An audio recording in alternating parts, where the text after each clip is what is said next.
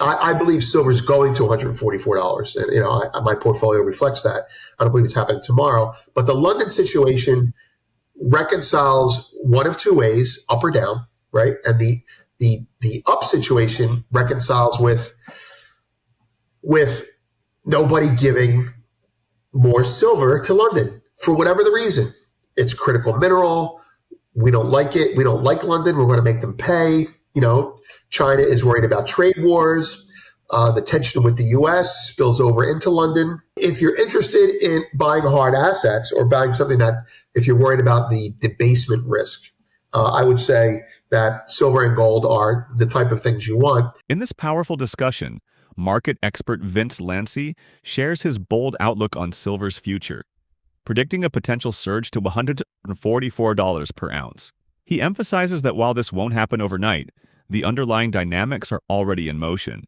The tightening supply in London's market could trigger dramatic shifts, either a crash or a sharp move higher. With rising global tensions, especially between China and the US, and growing concerns over the stability of fiat currencies, the appeal of tangible assets like silver and gold continues to strengthen. For those wary of currency debasement or systemic risks, he believes precious metals remain one of the smartest long-term safeguards.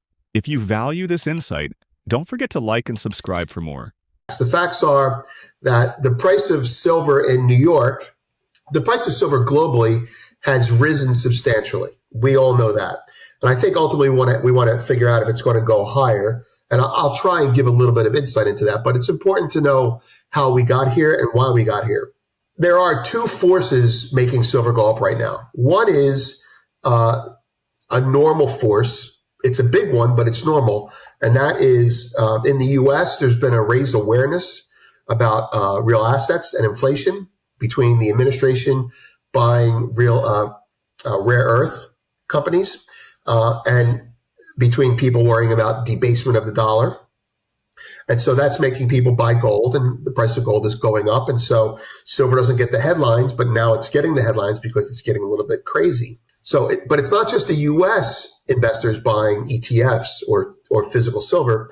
It's China, they're buying hand over fist, and it's India, they're buying. In fact, they're buying so much that they're turning away clients right now because they can't secure the silver. So there's your legitimate reasons. There's your normal operating reasons. We're in a market that people like now. That's simply it. The other reason, the catalyst that's making things worse is a crisis. There's no other way to describe it. There's a crisis in London's liquidity. Now, liquidity is a word that people throw around. What I mean is London doesn't have enough silver to service its own customers right now. Now, they barely have enough. Let's put it that way. They barely have enough, and they're running low on extra inventory. And the extra inventory, historically, through the years, until I'd say COVID, if London had a shortage of silver, they could buy it from the U.S. or they could borrow it from the U.S. You could lease silver as well because it's not going to get destroyed. It's here, it's forever, and it's in very, very high demand right now, but it's out there. It's not destroyed. The U.S. is in a trade war with China that's focused on rare earths. And I cannot emphasize how important that is.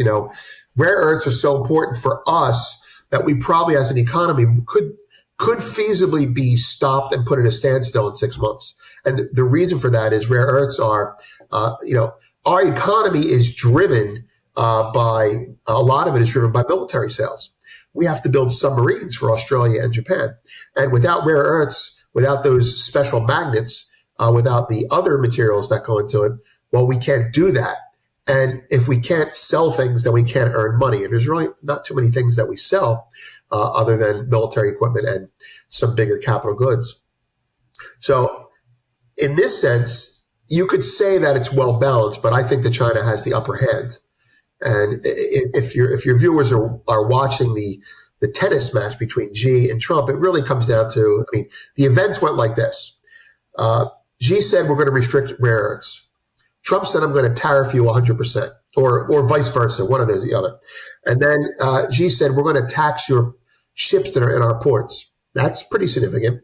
And then Trump said something else, I don't know. But now Scott Bessent, the Treasury Secretary, has come out and he seems to be acting in a conciliatory tone. So maybe the tensions will back off.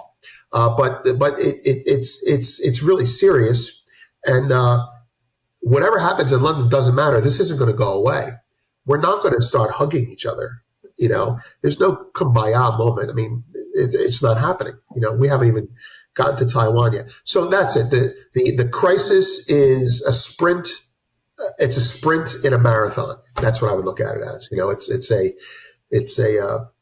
It's making people painfully aware of how dependent we are on other countries. Market analyst Vince Lanci breaks down the dual forces driving silver's remarkable surge. He explains that part of the rise comes from normal market behavior, growing demand for real assets amid inflation and dollar debasement fears. Investors in the US, India, and China are all piling into silver, pushing prices higher. However, he warns that an underlying crisis is unfolding in London, where liquidity is running dangerously low. With supply chains tightening and geopolitical tensions between the US and China over rare earths escalating, silver's scarcity is becoming more evident. These interconnected pressures are setting the stage for even more volatility in global precious metals markets. Let's get into the interview. The dark blue line is the lease rate. So if I'm London and you're the US and I say, or you're, let's say you're Charlotte McDuck, Scrooge, McScrooge, whatever it is, and you had silver laying around, I would say, hey, can I borrow yours? And you would say, sure. And the lease rates that you would charge me are very low, somewhere between 0 and 2% per month. That's relatively low, right? Usually it's at 0. However, now I say to you, hey, Charlotte, can I borrow your silver? And you say no. You say, yes, I'll lease it to you. And I go, sure, how much? And you say, I want 35% of the price every month. So that's a 400% interest rate on the silver that you're lending me.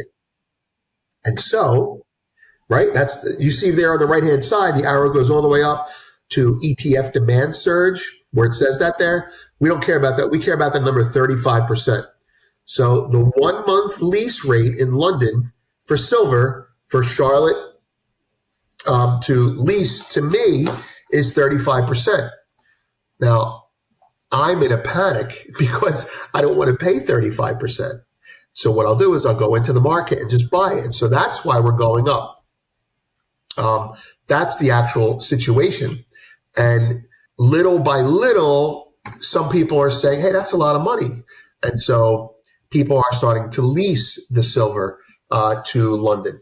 Some people in the US are starting to transfer the silver over. So it's starting to come in significant portions, but it still dribs and drabs compared to what is actually needed. When there's an irrational demand for US silver versus London silver, you will see the line go above.